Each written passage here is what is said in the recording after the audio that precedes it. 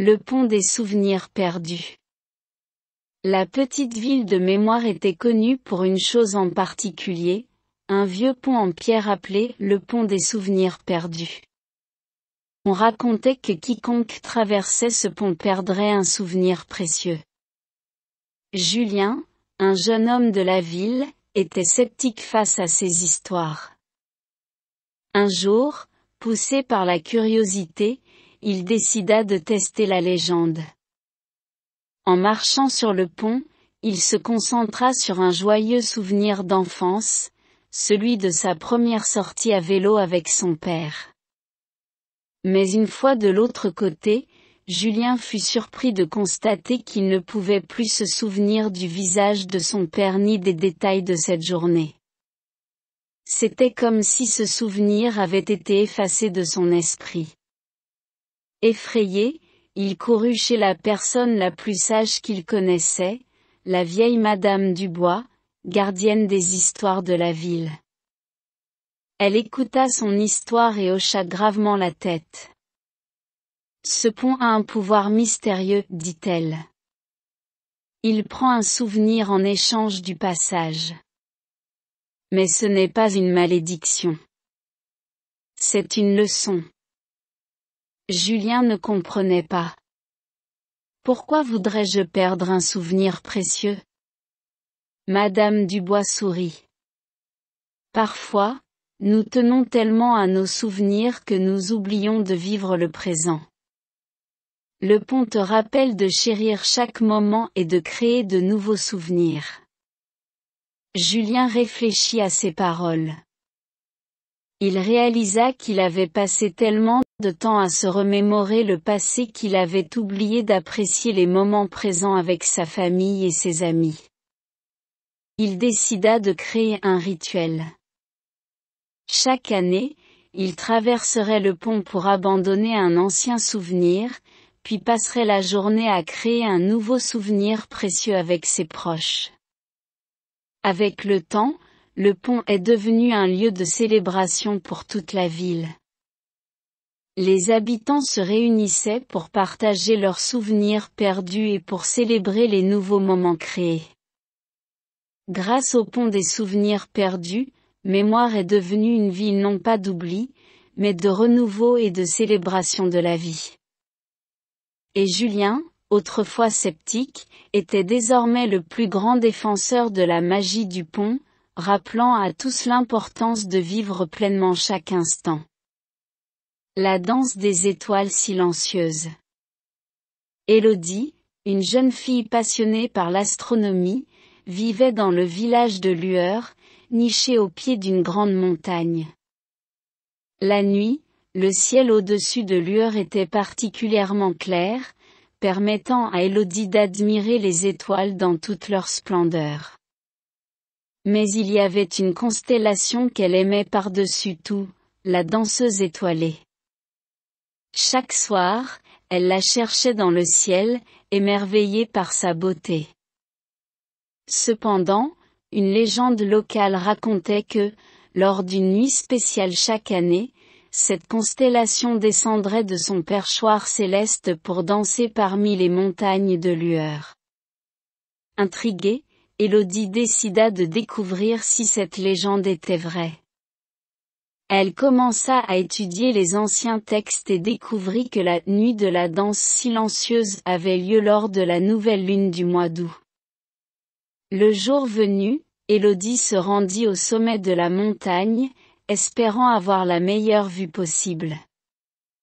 La nuit était sombre et silencieuse, les étoiles brillant au-dessus d'elle.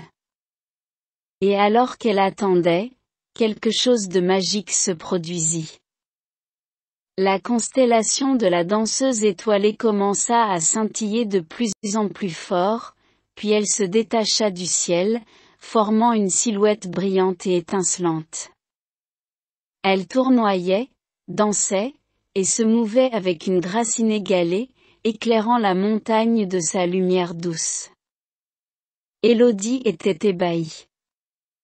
Elle regardait la danse des étoiles, sentant une connexion profonde avec l'univers. C'était comme si les étoiles lui racontaient une histoire d'amour, de perte, de joie et de tristesse. Après ce qui sembla être une éternité, la danseuse étoilée retourna dans le ciel, reprenant sa place parmi les constellations. Le spectacle était terminé, mais l'émerveillement d'Élodie perdura. Elle redescendit la montagne, son cœur rempli d'une nouvelle compréhension et d'une profonde gratitude. Elle partagea son expérience avec les habitants de Lueur, et la nuit de la danse silencieuse devint une célébration annuelle du village. Chaque année, les habitants montaient la montagne pour assister à cette danse magique, rappelant à tous la beauté de l'univers et la connexion profonde que chaque être humain partage avec les étoiles. La passion d'Élodie pour les étoiles n'était plus seulement une simple observation, elle était devenue un lien avec l'infini, un rappel de la danse éternelle de la vie. La forêt des murmures. Dans le village de Chuchotement, les habitants vivaient en harmonie avec la nature. Mais au-delà des champs verdoyants s'étendait une dense forêt que peu osaient explorer, la forêt des murmures. On disait que la forêt était habitée par des esprits anciens et que chaque arbre avait une âme. Les légendes racontaient que si vous écoutiez attentivement pendant la nuit, vous pourriez entendre les arbres murmurer des histoires du passé. Clémence, une jeune aventurière intrépide, était fascinée par ces histoires. Une nuit, elle décida d'entrer dans la forêt pour découvrir la vérité derrière ces murmures. Armée d'une lampe torche et de son courage, elle s'aventura dans l'obscurité. Au fur et à mesure qu'elle s'enfonçait dans la forêt, Clémence commença à entendre des chuchotements. Des voix douces et mélodieuses parlaient de jours anciens, d'amour perdu et de batailles épiques. Elle suivit ces voix et fut guidée vers un grand chêne au centre de la forêt. Sous le chêne, elle trouva un cercle de pierres anciennes. Les voix semblaient venir de ce cercle. Clémence s'assit au milieu, ferma les yeux et écouta attentivement. Les arbres lui racontèrent l'histoire du village, de la forêt et de leurs ancêtres.